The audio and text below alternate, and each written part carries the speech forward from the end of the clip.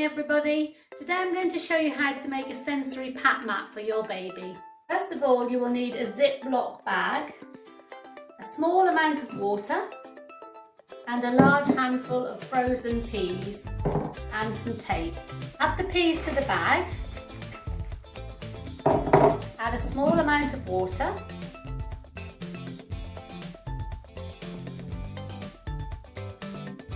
and then seal the bag completely, making sure it's nice and securely fastened.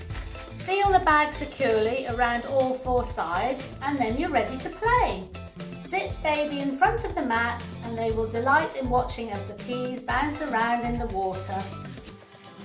You could try using other objects from around the house to make your pat mat, such as herbs, beans, pasta shapes. Use your imagination. Baby can learn so much from this type of activity, such as emotional development, developing confidence to try new things, and delight in the praise you give them, improving their concentration. Also physical development, strengthening the small muscles in their hand as they pat the sensory mat and watch the peas bounce around. There's also language development using new words when playing with baby, such as bounce, wiggle and move. Most of all, have lots of fun with this activity and remember to supervise your baby at all times.